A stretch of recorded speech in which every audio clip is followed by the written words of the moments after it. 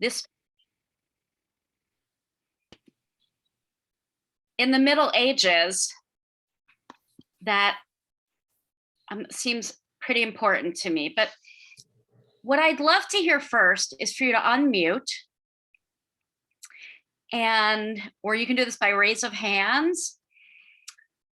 Answer a few questions. Were the Middle Ages a difficult time for the Jewish people?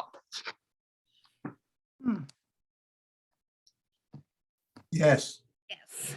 And no. Seems to me every time was a difficult time for the Jewish people.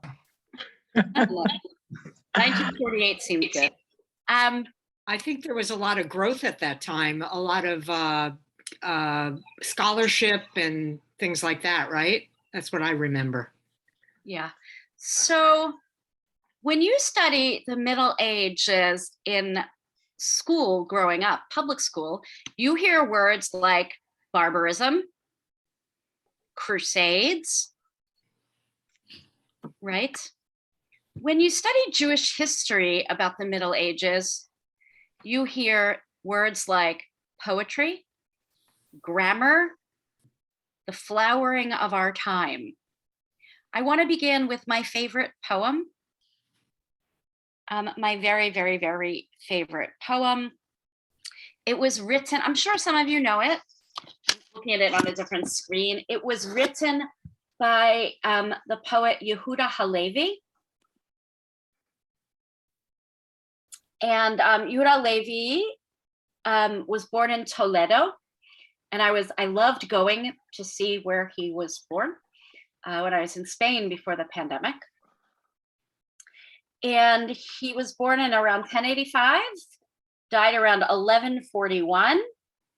And he is famous for a lot of different poetry. One of the lines of his poems has the phrase, Ani kinor l'shirayich. Right? So that poem, that line from one of his poems, was used in Naomi Shemer's favorite song, Jerusalem of Gold, L'chol shirayich ani kinor. For all of your songs, I am the musical instrument. So this is a translation by Ami Isseraf of my favorite poem of his. First, I'll read it in Hebrew. Do we have any Hebrew speakers? So you can hear it. I'll read a little bit in Hebrew. Libi b'mizrach, va'ani b'sof ma'arav. You know what? Just if you heard that line, that's the important line. Libi b'mizrach, my heart is in the Mizrach. What's Mizrach? The East. Yeah, my heart's in the East. Va'ani b'sof ki b'sof ma'arav. I am in the ends of the West. Echa ashalem nedarai. How will I pay my debts? Here it is all in English. My heart is in the East. I am at the ends of the West. How can I taste what I eat? And how could it be pleasing to me now? How shall I render my vows and my bonds? While yet Zion lies beneath the fetter of Edom, and I am in the chains of Arabia. It would be easy for me to leave all the bounty of Spain, as it is precious for me to behold the dust of the desolate sanctuary. Libi b'mizrach, my heart is in the East, and I'm in the ends of the West. So what is he recognizing here, the poet? He's recognizing really that life is good in Spain for Jews, and certainly for him. And if he would go to Zion, Zion, of course, is another name for Jerusalem, it would be beneath the control of Edom. We're going to talk about Edom in a second. But he is in the chains of Arabia, right? Because at the time, Spain was controlled by the Arabs, by the Muslims. Zion, Jerusalem, was controlled by Christians. So Edom is how we often call, at least in some of our texts, Christianity. And if you want to see a really good example of that, you can look in Ma'ot Tzor. The Hanukkah song Ma'ot Tzor actually has verses about every one of stages in Jewish history. And so one of them talks about Edom. It would be easy for me to leave the bounty of Spain. So the diaspora is Spain. And what is in Zion in Israel is dust and desolate. Why do I love this poem? Take a guess.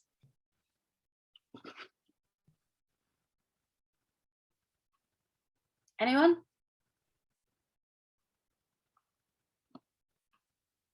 Anyone want to take a guess why I love this poem? Yeah, Kathy, hi. Hey, hi, Rabbi. Hi, everyone. I think maybe after watching some videos of yours previously and trying to get to know you that way, maybe you like the contrast of like what the heart wants versus what reality is. Yeah, you see the start. Thank you. You see the stark reality, but it's like hard in Zion and Jerusalem, but Spain seems pretty good. And for me, as someone who considers herself a Zionist and Ohevet Zion, a lover of Israel, but I'm here. I made the decision to stay here. I go as much as I can, but I'm here. So I love his line, Libi mit b'mizrach. My heart is in the east, even though I am at the end of the west, which is where we all are. We are in the west. Here's one more poem. Sion halo tishali lishom asirayach. Zion, you are anxious for news of your captives. You are anxious. They ask after you, they who are the remainder of your flock. What the Middle Ages for Jews is really about is the flowering of language, poetry, philosophy, and encounter with the non-Jewish world. It's the time when we get to meet Maimonides, right? The great thinker, great philosophers. At the end of it, we have the birth of Chassidim, of Chassidut. The beginning of it, we have all the great biblical commentators. When on a Shabbat morning, I'm doing a sermon or studying Torah and I say the rabbi's comment, we're usually referring to a rabbi from the Middle Ages and not from the Talmud, unless I'm saying from the Talmud. So according to sort of Jewish life, when do we kind of believe the Talmudic period ends and the Middle Ages begin? It's much earlier than American history thinks about it. So we think the Talmud is completed somewhere between the year 500 and 550 of the Common Era. And coinciding around that time, a little after, is the birth of Islam. Of course, a couple hundred years before was the birth of Christianity. And so much of our experience of what we see as Jewish life is about Jewish life and our encounter with Christians and our encounter with Muslims. So I was on a phone call today with, none of you were here. Right now, if you had to say, do we have a better, as a community writ large, do we have a better relationship with the Christian community or with the Muslim community? Not as individuals, just large. What do you think? Christian. I would say with the Christian community. Who's saying it? I don't know who's talking in what box. It's Tirza. Hi, Tirza. Mike, it's Christian. Yeah, Christian. I think you would all say Christian. That's true. For the most part, we have a much better relationship with the Christian community. There's a big foundation in Muslim from Judaism. Yeah, so here's the thing. The thing in the world that gives me the most hope for peace and change in the world is the change in the relationship between Jews and Christians that happened from the Middle Ages to today. And it gives me hope for the change that can happen between Muslims and Jews. During the Middle Ages, Jews were subject to the Holy Roman Empire, to Christianity, to the Crusades, to people marching through Europe on their way to go to Jerusalem and saying, convert or die. You've heard that before. It was not good. The opposite was true for Jews and Muslims. Muslims and Jews lived together. Here are some of the big ideas that we're going to get to text, but some of the big ideas we learned from Muslims. How many, does anyone know, how many letters does a Hebrew word have? Every Hebrew word, most Hebrew words. 3, thank you, Gail. 3. We learned that from Arabs. We learned that from our encounter with Muslim poets and philosophers. Our grammar, Hebrew grammar, became much more elucidated and much more understandable once we encountered Arabic grammar. Why?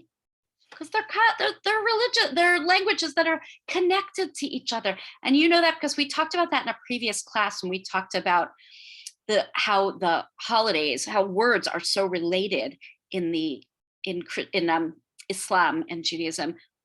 Anyone know the word for, what's the word for charity of sorts in Hebrew? Tzedakah. Right, of course. And what's the word in Arabic? Zakat. It's the same word. It's the same word. What is the word in this part? This one we learned. What is the word for a holiday in the Jewish religion? There's 3 of them. It's like we're in Jeopardy. There's 3 of them, and it's about going up to Jerusalem. Shalosh Regalim. Well, it has a specific name. Hag. Chag. Who said that? Mike? Yes. Chag. What is, Mike's right. Dr. Mike is right. What's the word in Arabic for making a pilgrimage to Mecca or Medina? Hajj. Hajj. Same word. Hajj. Same Hajj. word. So you can go back and forth.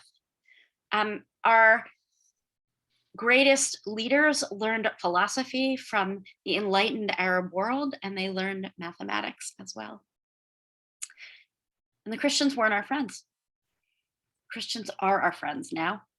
And many Muslims are our friends as well.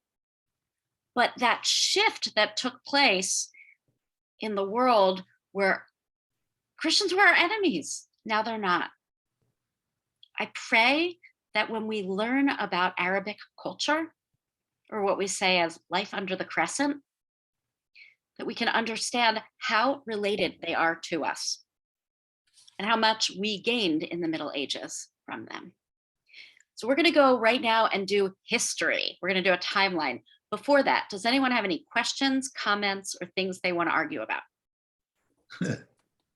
We're Jews, we argue, yeah. We discuss. Tov, you're right. Okay, so I just kind of gave up on learning how to share a PDF as opposed to a regular document and have asked Suzanne to do it for me. All right, this is great. So what do we have? The rise of Islam on the Arabian Peninsula. If you are an Arab, are you necessarily a Muslim? No. Correct, you are not. And if you are Muslim, of course, you're not necessarily Arab. There are many who are Muslim Arabs. And what we are talking about right now are Muslims who grew up, right? This is when Islam is just being born. And it's being born in the Middle East and then going over to the rest of the Arabian Peninsula. So what happens in 638? Jerusalem gets conquered by the Muslims. But you know what? In the Bible, we have many times where Jerusalem gets conquered. In fact, there's a line in the Torah, in the Bible, "Mitzafon tipatach hara'a," from the north will always come the bad, meaning we always got conquered from the north. So it wasn't unusual for Jerusalem to be conquered by yet one more group. When was the last time we controlled Jerusalem? 70 of the Common Era. So it's not like they took it from us, right? They took it from the Roman Christians. Okay. So we get to 750. Oh my goodness. Anyone remember or know what Karaite Judaism is? Who the Karaites were?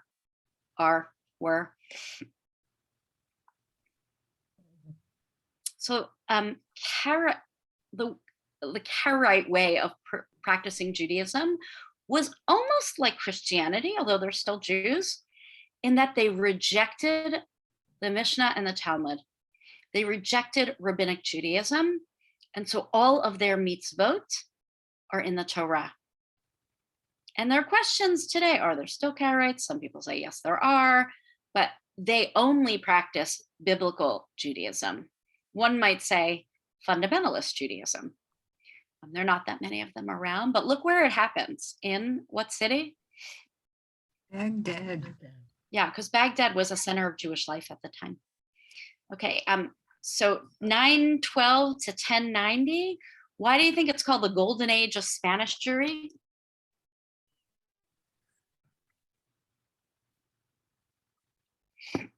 We had full The Jews freedom. in Spain.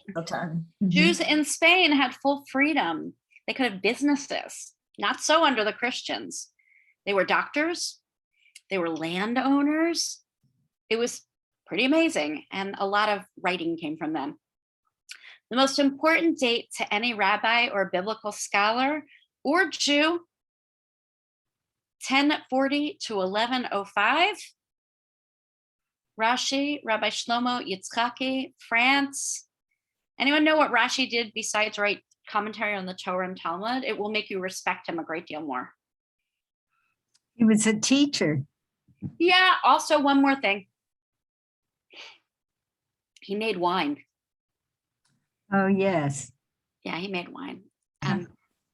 So while he's living towards the end of his life, already a pope is declaring a crusade while this is going on and he's in France. Okay, look on the right side, 1075 to 1145. That Yehuda Levi is the poet and philosopher that I read to those two poems from the beginning. The Kuzari is an incredible book and I would put it on your list to read. It is a story of defending Judaism. He defended Judaism. 1135 to 1204. Maimonides, who knows his Hebrew name? Rabbi Moshe ben Maimon. Rabbi Moshe ben Maimon, or in Hebrew, the Rambam, because it's letters put together. Rabbi, the Resh, Moshe ben Maimon, the Rambam. Besides writing a book with the best name in any book in the world, Guide for the Perplexed. Who doesn't need Guide for the Perplexed, right? That should be the book we all study soon together. He's the author of the Mishnah Torah, which is the first legal code that comes together since the Talmud. Very, very straightforward, easily organized. He was both the philosopher and the legal scholar. He also was a nice Jewish doctor. So, and he lived in a Muslim court. All right, let's keep going so we can get to some of the individual folks.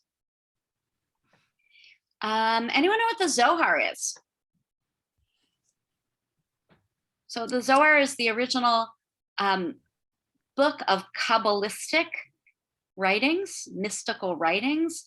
I want to tell you, I have an introduction to Zohar that is on my nightstand. I read a page every night. That's as much as I can get through. The lore is that you should not study Zohar until you are how old? Anyone know? 40. 40. 40. Most of us here are above 40. But in order to study Zohar, you kind of need to know most of rabbinic literature to have it make sense. Maybe at some point I'll read some from this book to you called A River Runs Through It about how the Zohar is put together. Some people, as you know, try to separate Zohar and Kabbalah and make it into their own religion. But it's really a mystical part of how people in the Middle Ages saw Jewish life. Black Plague. Why did less Jews die in the Black Plague? Taking a sip. Better sanitary conditions, when Yeah, mikvah washing before meals. Better sanitary. Right. Okay. We all know that rhyme. Columbus sails the ocean blue in 1492. 92. And I'm sure you've also read about the debates. Yeah, was Were they- Christopher Columbus Jewish? Yeah, that debate. Every public school teacher who's Jewish has heard of this debate, right? Because it makes sense. Where'd they go? A lot of those Jews went to Holland, which is why in Holland you have a lot of Dutch Spanish Jewry. A lot of people in Holland who are Jews with the last name Rodriguez and all kinds of other Spanish names. That's because they were expelled. But certainly there were many that we think ended up here. On the, what are they called? The Nina? The Nina, the Pinta, and the Santa Maria. Yeah. Yeah. So 1516, really a terrible time in Jewish history, right? First Jewish ghetto in Venice. You can go and visit it today if you'd like. 1563, Shulchan Aruch. It's another book of Jewish law, the most authoritative since Maimonides. And we still use both Maimonides and the Shulchan Aruch, Joseph Caro's book today. 1569, Isaac Lecha Dodi, Likra Kala, right? Isaac Luria in the north of Israel, the north of the land of Israel, introduces Kabbalah. How many of you, I wish I could say, how many of you have studied Kabbalah? Yeah, it's hard, really. So my friends and I, when we were kids, this is how dorky we were. We had a game. Actually, can we unshare for a sec? So my friends and I had this game. It was called the False Messiahs game. We tried to list all the false messiahs there were, and always the first one. I know, right? It's pathetic, but right, the first one that we really all talk about is Shabtai Tzvi.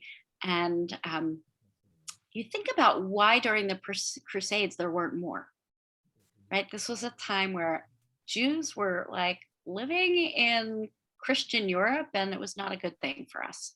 So I want to say one thing about the map, the chart that I just showed you, which is that it is very Eurocentric. There were Jews in other places. There were Jews in North Africa. Oh, we were in Africa at Shul on Shabbos here. Story for another time. There were Jews still through this whole time in Baghdad, in the whole area that would have been Iran, today Iran and Iraq, Morocco. These are old Jewish communities. But as inheritors of Eastern European Jewry, we're studying this right now. Hopefully we can study more Sephardic and Eidot HaMizrach. Let me ask questions. Anyone here trace their lineage back to Eidot HaMizrach, which is all the Jews from the East, Egypt or Iran or Iraq? Anyone here? Right, so that means most of us trace our Jews, our lineage, if we were born Jews, as back to Eastern Europe. I always say that is why I'm a little bit white, pale, and pasty. If I would have been a little bit on the other continent, would have gotten a little more used to the sun or a little more pigment. And what I also say is a little more different kind of culture. I'm a lover of Sephardic culture. So we're going to now go and study in depth a couple of these, actually 5 of these incredible figures, Rashi, Rambam, a few others. But first, does anyone want to say anything or ask any questions? I've been talking a lot.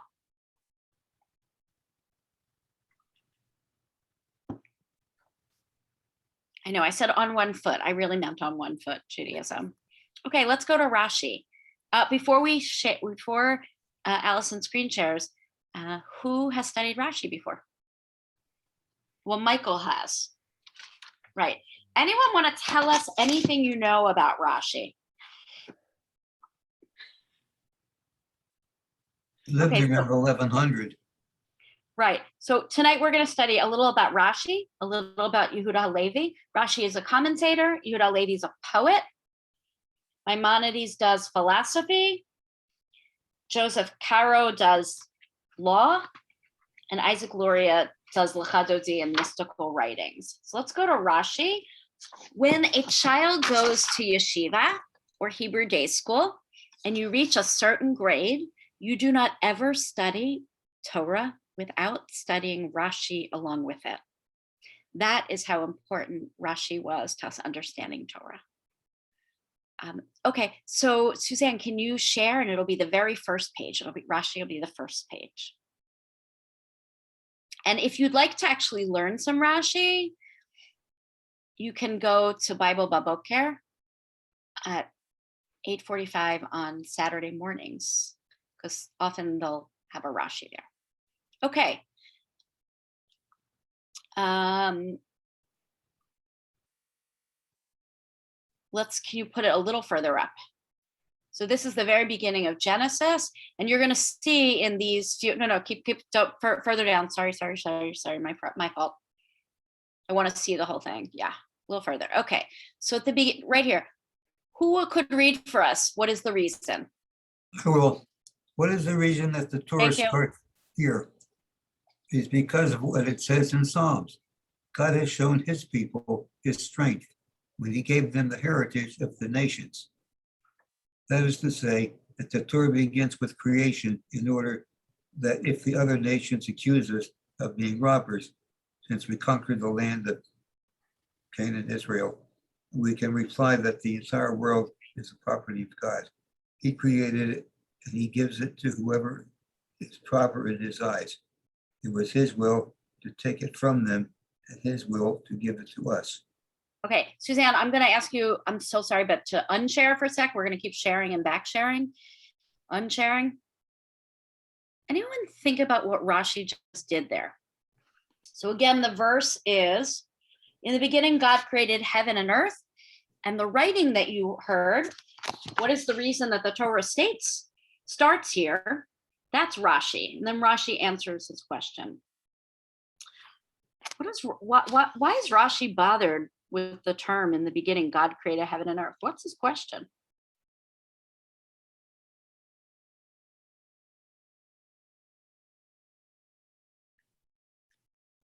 Yeah.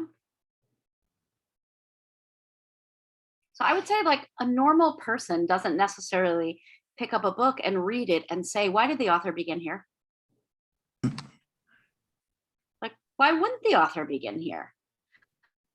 Rashi looks for the question.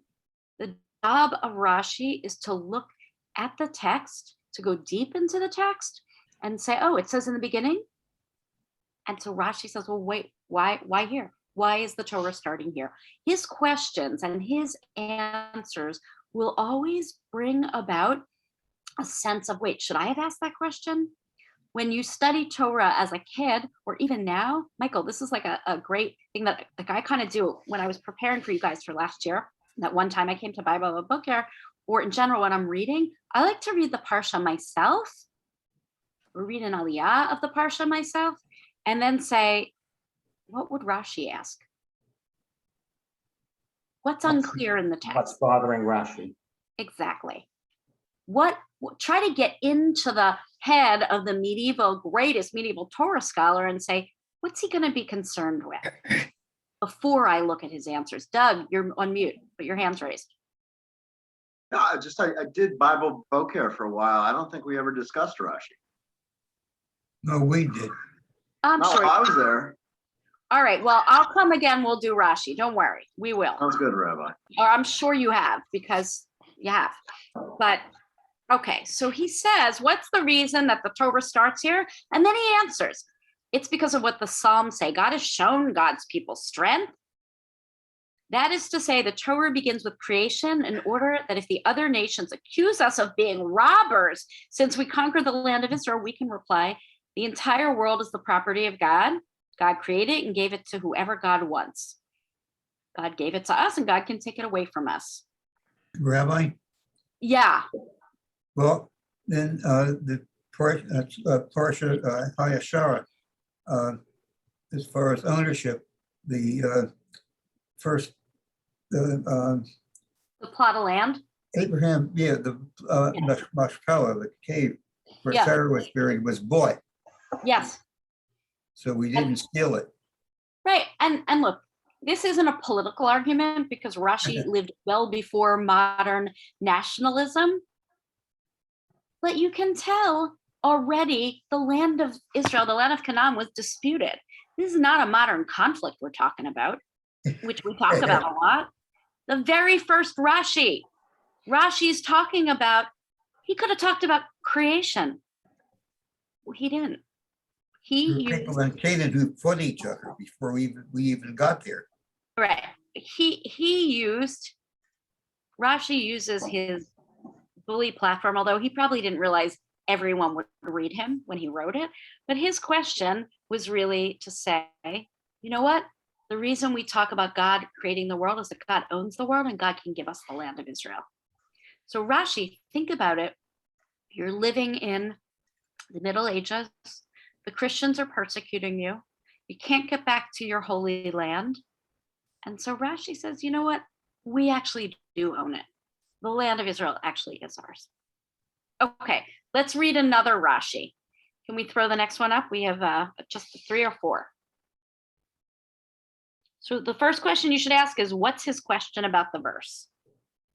The verse is, don't look at the reply. God said, let us make man in our image. So we're going to read it, and then you're going to say, what was his question that he was trying to answer? Who would like to read? Read. Even though God didn't rely on anyone else in creating, and frankly, this creates an opportunity for the heretics to claim that there is more than one God, the Torah doesn't skip any opportunity to teach us manners. In this case, the importance of humility. A great person should always consult with and obtain permission from his subordinates, in this case, the angels. What's his question? What's Rashi's question about the verse? What's the question he's asking? Who is God talking to? Why is he asking somebody else about, or why is he consulting with someone else? Why is God consulting? Sure. And maybe that underlying question is there more than one God? Right. It's answering, was there more than one God? Because we have God here talking to angels. No, it's not more than one God. It's just that it's teaching us a lesson about how to live and how to be in a workplace and how to be in a hierarchy, right? Consult and obtain permission. Okay, let's do the next one and then we'll move on to Rambam, to Maimonides. God created man in his image, male and female. He created them. Okay, who would like to read the Rashi? I can. Great, who is that? Oh, Tirza, great. Terza, yeah. There seems to be a contradiction here because later on it will say that God took one of Adam's ribs to make the woman. Genesis 2:21. There is a legend that Adam was originally created with 2 faces and only later was separated.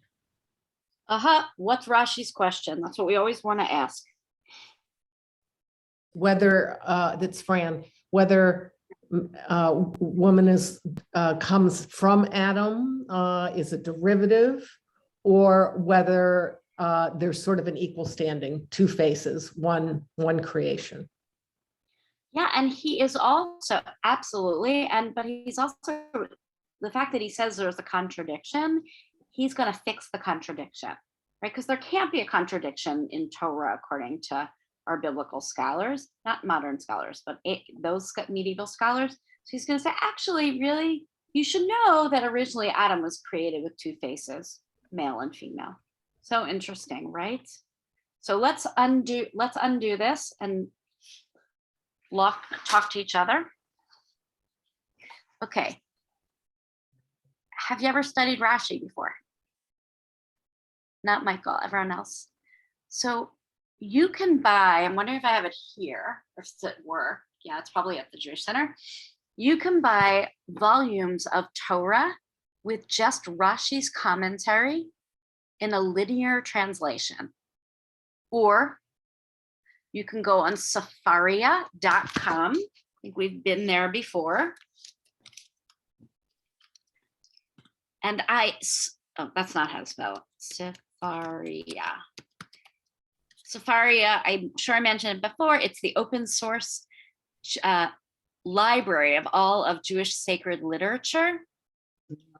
And under the Torah, it has all of the different places to study.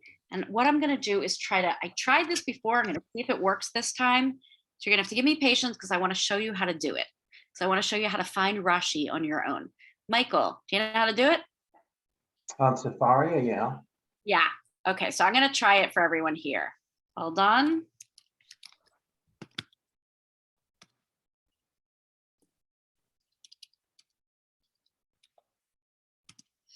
I am on it probably every day.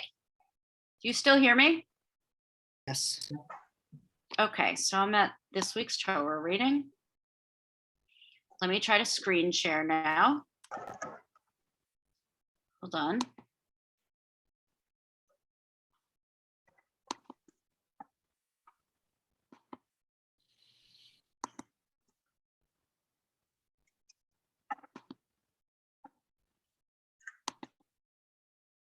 Do you get it?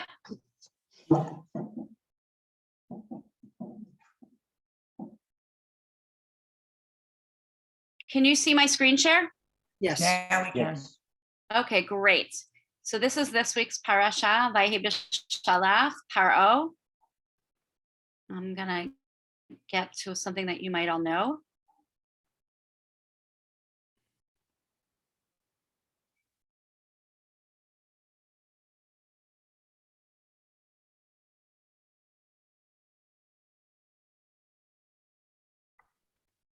Chapter 15. Az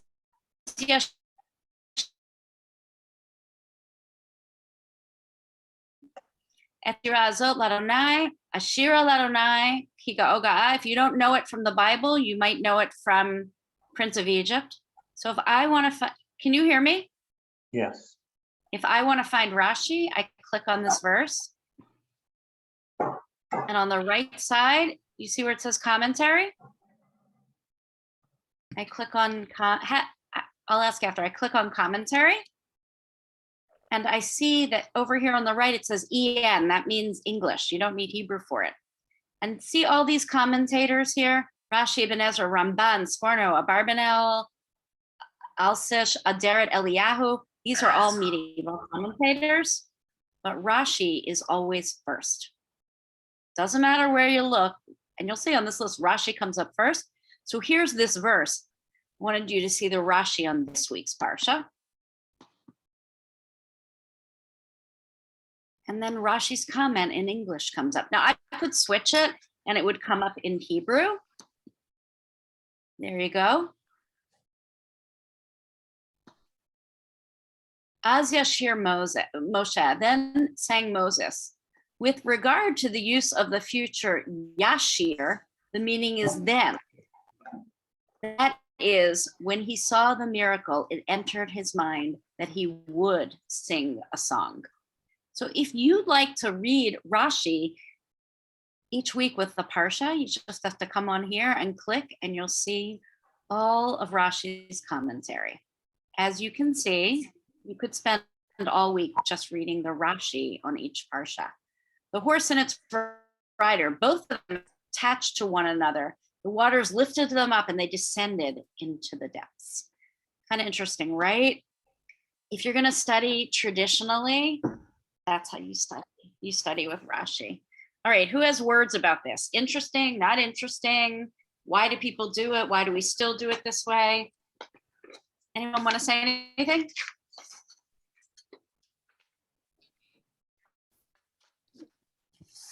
No? So scholarly. Okay, what'd you say? I would It's say so something that when you're scholarly. studying with Rashi, you're studying word by word. And sometimes that's informative, but sometimes you want to get the whole feel of the Parsha, and other commentators who concentrate more on where is this Parsha going become more interesting.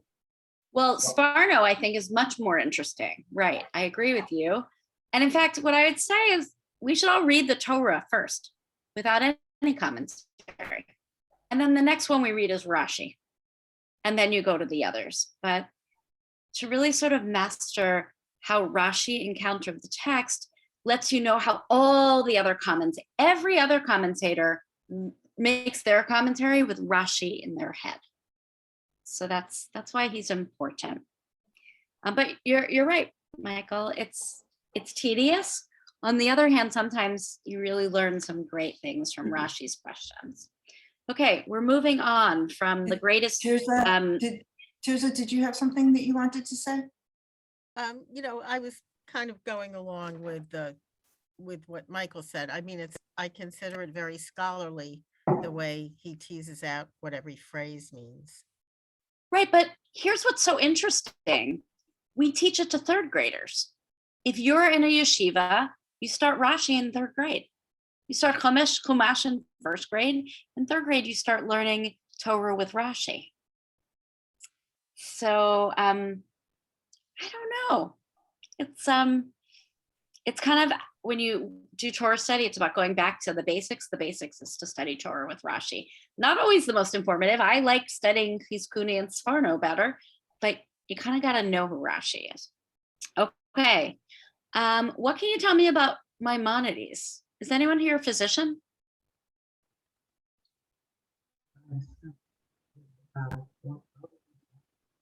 So Maimonides was a physician, and in addition to all his rabbinic stuff he wrote an oath for physicians, which many Jewish doctors choose to take. And there are even some medical schools that use it. I'm going to give you this is a letter from Maimonides to a convert. We're just going to read a paragraph of it before we go on to our next which is Kabbalah, which is the part that no one knows anything about. So let's share this Maimonides page.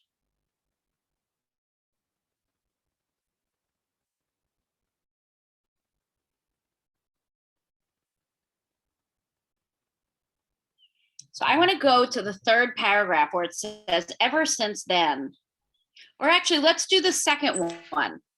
Yes, you may say all this in the prescribed order, where someone, go a little further down, a little further up, we missed it a little. Yes, you may say, we've got one more line to read.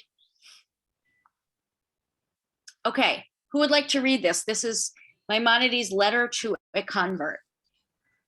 Yes, you may say all this in the prescribed order and not change it in the least. In the same way as every Jew by birth says his blessing and prayer, you too shall bless and pray alike, whether you are alone or pray in the congregation. The reason for this is that Abraham, our father, taught the people, opened their minds, and revealed to them the true faith and the unity of God. He rejected the idols and abolished their adoration. He brought many children under the wings of the divine presence. He gave them counsel and advice and ordered his sons and the members of his household after him to keep the ways of God forever. As it is written, for I've known him to the end, that he may command his children and his household after him, that they may keep the way of God to do righteousness and justice. Okay, so Abraham's a convert. He's reminding us. Maimonides is reminding us that Abraham, our father, is the first convert. The second one is his wife Sarai becomes Sarah. Let's read the next paragraph. Martha, you want to keep going? Because it's such Sure. a beautiful language, especially when sometimes, you know, maybe in the beginning, in the 19th and 20th century in America, sometimes converts were looked at a little bit askance, and that is clearly against what Rabbinic Judaism believes. So this is, you know, from the Middle Ages. Hear what the great Rambam says. Ever since then, whoever adopts Judaism and confesses the unity of the divine name, as is prescribed in the Torah, is counted among the disciples of Abraham our father. Peace be with him. Therefore, you shall pray, our God and God of our fathers, because Abraham, peace be with him, is your father. And you keep going up. Shall pray. Yeah. You who have taken our fathers for your own, for the land has been given to Abraham, as it is said. Okay, skip to the next paragraph. There's no difference whatsoever. Right You here. want me to keep going? No, go. You know, skip down to where it says, "For the Torah has been given." 1, 2, 3, 4, 5, 6, 7 lines down. Yeah, right there. For the Torah has been given to us and to the converts, as it is said. One ordinance shall be both for you of the congregation, also for the stranger that sojourns with you, an ordinance forever in your generation. As you are, so shall the stranger be before Adonai. Know that our fathers, when they come out of Egypt, were mostly idolaters. They had mingled with the pagans of in Egypt and had intimidated their way of life until the Holy One, may he be blessed, sent Moses, our teacher, the master of all prophets, who separated us from the nations and brought us under the wings of the divine presence, us and all converts, and gave to all of us one law. Okay, so what Moshe Maimonides is saying here is incredible. He is reminding this new Jew, this Jew by choice, that all throughout Jewish history, Jews were by choice.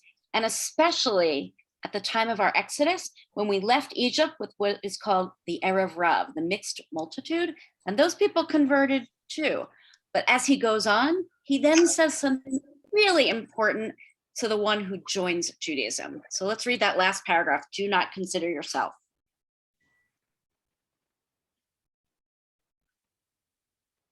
Want me to continue? Yeah, please, because you read so beautifully. Thank you. To consider your origin as inferior. While we are the descendants of Abraham, Isaac, and Jacob, you derive from the one through whose word the world was created. As it is said by Isaiah, one shall say, I am Adonai's, and another shall call himself by the name of Jacob. Okay. I mean, this is just a beautiful statement. So can you unshare for just a sec?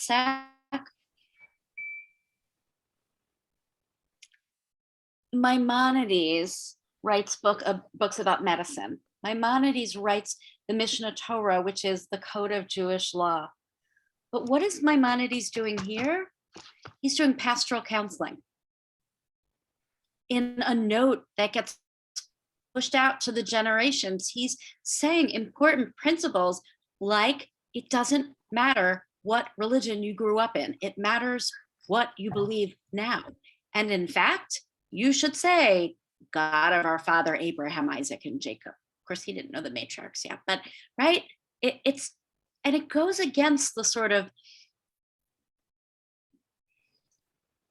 I don't know, the way that many Jews functioned maybe in the mid 20th century and weren't so keen on converts, to really turn around and say, we're all converts. We all derive from converts and we're all converts. We all say the same thing. What do you think about him so far? Sounds very modern. Yeah. When people talk about the Maimonidean way or path, it is always to take the middle of the road. Maimonides is the guy who says, you know what? We can find a common ground. Maimonides is the leader for our day. You can always find the common ground. You should respect science and medicine. Oh God, do we need Maimonides today? There is a great phrase. I'm going to put it in the chat.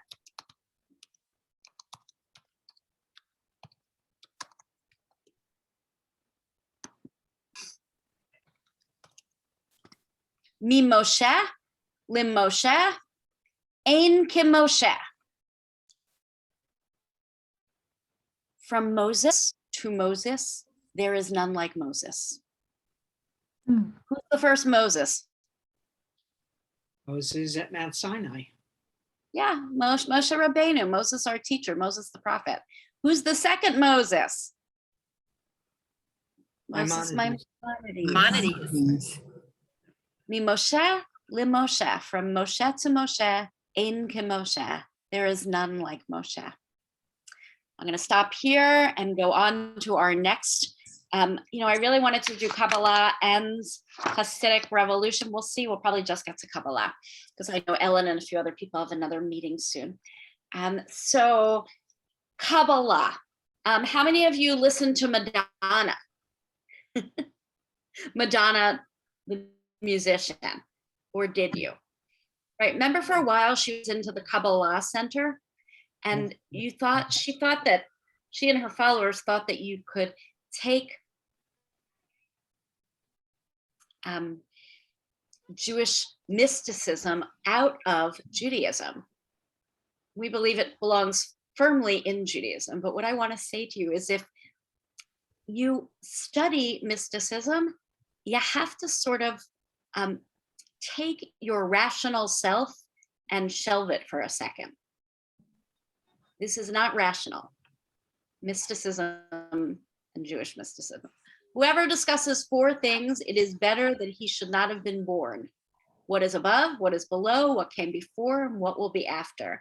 So by the way, in 2 weeks, I'm going to start my introduction to Mishnah and Talmud class, which will be about how to learn Jewish text. And I don't mean Bible text, I mean rabbinic text. So this is from the Mishnah of Chagiga. What an incredible statement. Whoever discusses these four things shouldn't have been born. That's insane. What are they trying to actually say? That it is so far above us. We're not going to be able to get answers to it. What is God? What is hell? What came before life? And what will be in Olam Haba? Okay, from the Babylonian Talmud. On Chagiga, our rabbis taught, four entered the orchard. The orchard is a metaphor. You know what it's a metaphor for? What? For study and for life experience. The idea is that you can teach a child and you can put an adult in a Jewish community, but in essence, each individual soul encounters the garden themselves. So this is in Hebrew, Arba nichnesu pardes, four enter the pardes, the orchard. Ben Azai looked around and he died.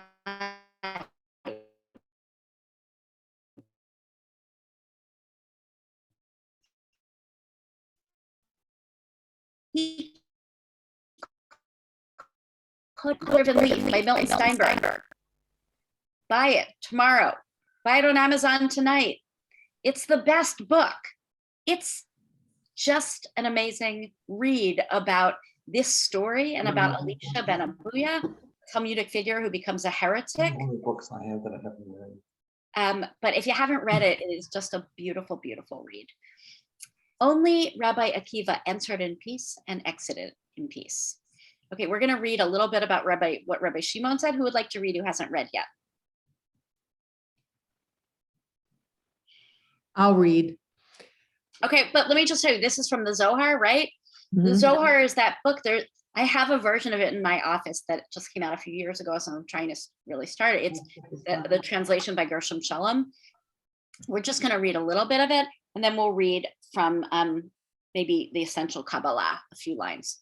Rabbi Shimon said, Rabbi Shimon said, alas, for the person who regards Torah as a book of mere tales and everyday matters. If that were so, even we could compose a Torah of even greater excellence. All of the princes of the world possess books of greater worth. The Torah, however, contains in all its words higher truths and sublime mysteries. The stories of the Torah are only her outer garments, and whoever looks upon that garment as being the Torah itself, how sad for such a person. The clothing worn by a person is only the most visible part of him, and foolish people will look at him and only perceive his outer layer. However, the value of the garments is the body, and the value of the body is the soul.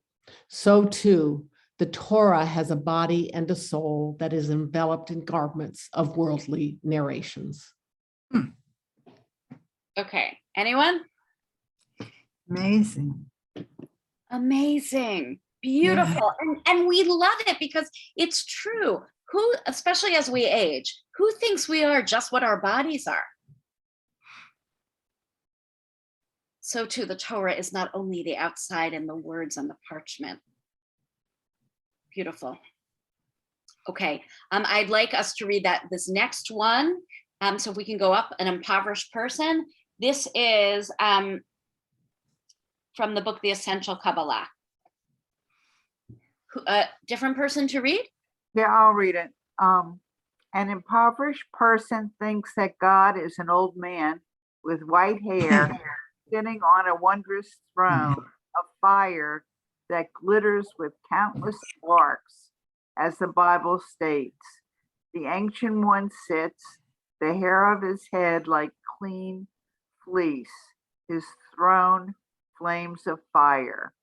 Imagining this and similar fantasies, the fool corporalizes God. He falls into one of the traps that destroy faith. All right, let's stop for 1 second. Who did you think of when you saw the old man with white hair sitting on a wondrous throne? What movie from the 1970s did you think of? Exodus. Really? Wasn't it? Okay. 70s. Yeah. Santa Claus. That's what I thought, Santa I Claus. think of George Burns, Oh, George Burns. right? The movie Oh God, Mhm. because they actually have him portrayed that way. But you're right. Maybe Exodus with Charlton Heston, right, talking to him. Maybe a Santa Claus guy. An impoverished person. What is he trying to say? What's an impoverished person a metaphor for? You missed out on a lot. A fool. Yeah. Someone who doesn't get it. His awe of God is limited by his imagination. But if all of you are enlightened, you know of God's oneness. You know that the divine is devoid of bodily categories, which is why, by the way, when people sometimes say to me, oh, I guess you use God language that's not he because you're a feminist. And I say, no, I am a feminist, but it has nothing to do why I use God language without he or she. That's because of Maimonides, who says, Ein lo demut haguf in Yigdal. God doesn't have a bodily form. So we got to teach ourselves to think beyond he or she. And this is what the Kabbalah, the mystics are saying. God is devoid of bodily characters. Then you wonder, astonished, who am I? I am a mustard seed in the middle of the sphere of the moon, which is itself a mustard seed within the next sphere. So it is with the sphere and all it contains in relation to the next sphere. And all of these are mustard seed within further expanse. Your awe, God, is invigorating. The love in your soul expands. Can you undo the stop the share? Where did the concept of Shekhinah come from? From them, from the Kabbalists. So, Doug, I see your hands raised. I just want to do a few ending points about this. I didn't get to Chassidut. I didn't get to talk about the 10 Sfirot, which is really what we, the Kabbalists are, their idea of living with wisdom and a crown and understanding and gvura, power, chesed, beauty, eternity, foundation, splendor, and presence, malchut. So I'm going to start next time, even though I have other stuff to do really with this, because I think it is so interesting. So out of all of these gentlemen, and they're all gentlemen, Rashi and Maimonides and the Kabbalists. Which one is most interesting to you that you'd want to study more of? Rashi. Who said that? Mike? Okay. Maimonides. Kabbalists. Kabbalists. Yeah. Tell us why. Michael Golden, you are talking but muted. Do you want to unmute? Or you're trying? Okay, I like Maimonides because the point that you raised before, he talks to you as a pastor talking to an individual to try to explain to you what there is that's confusing to you. The other thing I like about Maimonides is another point that you said. He always likes the middle of the road. He does not like extremes. So even on religion, he would say, I don't like it if you don't pray at all. I don't like it if you pray all the time. There are things to do in the middle that you've been brought here for. He would say the same thing about the eating. Don't eat too little, don't eat too much. You know, eating the right amount is the way to live. So he's very understandable, and Yeah. he's still, yet he's very, he brings forth a lot of his wisdom to you in a way you can understand it. And you know a lot of Maimonides already, because I'm sure Rabbi Feldman of blessed memory, Rabbi Elkins, and all the other rabbis you've encountered in your life before, maybe Rabbi Lewis or whoever was in your life taught you the rules of repentance, the 4 R's of repentance. That goes back to Rambam, to Maimonides: recognize, regret, resolve, right? You don't do it again, you go back, return. These are all Maimonidean principles. So that's a great reason to study Maimonides. He also wrote the Mishnah Torah, this book of Jewish law. What's so incredible about him is, right, he writes the Mishnah Torah, the code of Jewish law, but then he goes and writes this book about philosophy, Guide for the Perplexed. All of these books are available in English. All of them are available for free on Sefaria. So I had 1 vote for studying Rashi. That was from Mike. I had 1 vote for studying Maimonides, 1 vote, any votes for studying Kabbalah? I changed my vote Yes. to Maimonides. I'm in the Kabbalah phase, by the way, now, because I'm so interested, which, you know what the problem is? There's not enough time in the day to have a chavruta, a study partner for each one of these. But if you want a beginner book on either of them, any of them, email me and I'll tell you like where to start. And if anyone wants to study with someone else, I can put together a chavruta, study partner for you. I want to remind you that next week our class is actually going to be at 8, because at 7, we're going to do a Tu B'Shvat Seder. The Seder was originally written by folks last year. It was actually put together by folks last year. Beautiful Seder. And we have 2 additions this year. 2 people in our community who work. One is a professor at Rutgers of ecology, and one is the chief scientist at Climate Change Princeton. But really, it's a time to get together. We sent out the email, so come to it. We have other Tu B'Shvat things you can do. You can come on Sunday morning to Mountain Lakes with your dog, if you want. I'm bringing mine for a hike at 10 a.m. after morning minyan. And on Saturday morning, I would love for you to come to shul. And if you don't feel comfortable coming to shul, I understand. And if you want to be on the live stream or the Zoom, that's great too. Are any one of you, or do we have people here from our group who studied racism in the last 2 years? Martha, that's you. Ellen, do you want to tell them what you did briefly, really quick? Ellen or Martha, someone? Well, I met with Allison Politziner and Lou Gantwork. We met every Tuesday. We've been doing it for the past probably almost 2 years. We've read an abundance of books, memoirs, watched videos, movies, plays, read plays, all about some novels. We read Colson Whitehead's book. We read Homegoing. We read Between the World and Me of Ta-Nehisi Coates. And then we discussed it and how it impacted our lives. And we spoke about our own histories and racism and spoke about as being a Jew experiencing anti-Semitism and Not that you can compare it to racism, it's different, but it's been amazing, and we're kind of on hold for Lou and I, but we will go back to it. So what's going to happen on Shabbos is that I'm going to introduce from the Torah reading some thoughts about racism. Then we're going to have people from that group that have been meeting, 3 or 4 folks present some observations. Then the cantor and I have a musical and spoken word piece in honor of Martin Luther King, the Reverend Dr. Martin Luther King Jr. So that will be during services in the slot where the sermon would go. If you miss it, we plan on sending out what everyone has written Saturday night or Sunday with their book recommendations and what you can do to move forward. And also another ad. I know this is like a little bit of an ad, but let's all be community. You can join Michael at 8:45 in the morning on Saturday morning. You can join all of us for a Martin Luther King community-wide service on Zoom.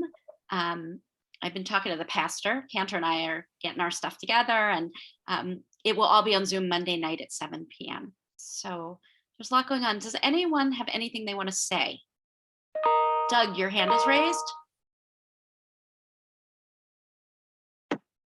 Just your comment from earlier about God not having a sex. I have this book on women's Torah commentary. Yeah.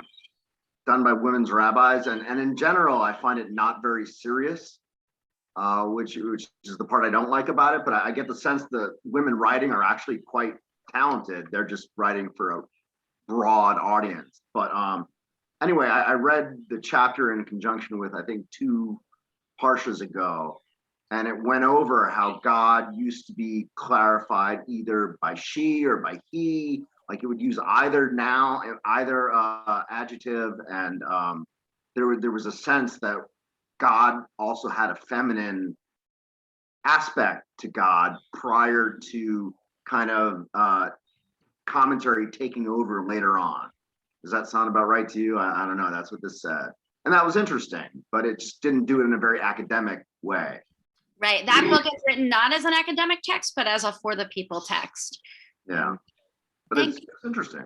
But Yeah. I guess what I was saying about the sort of note about not giving God corporeal form is that is not a new feminist idea. That goes back to Maimonides. I mean, it actually goes back to the Torah, to 10 Commandments. Okay. Anyone else have any positive, negatives, something you want to get off your mind, your chest, your heart?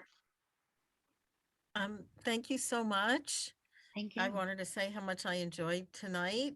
And also just a brief shout out. The service that remembers Dr. King is one of my favorite of the entire year. So if people, are available to join, I guess it's by Zoom this year. It is. We're sending it out tomorrow. Yeah, I do. I particularly love that service. So by the way, next Tuesday night, we will have class. It'll just be at 8 because I'm going to do the Seder first from 8 to 9. So if you have, and you are welcome to bring your dinner with you on Zoom, a beverage, an alcoholic beverage, whatever you like.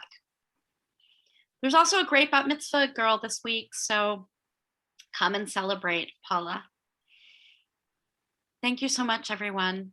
I really appreciate you being here. Series is well worth coming to. Thank you. I'll see you next week, God willing. Bye-bye, everyone. Thank you, Suzanne, for all your work. Thank you, Suzanne. Thank you, Suzanne. Shalom Aleichem. You all be well. Alechem Shalom. You ready for me to pour you soup?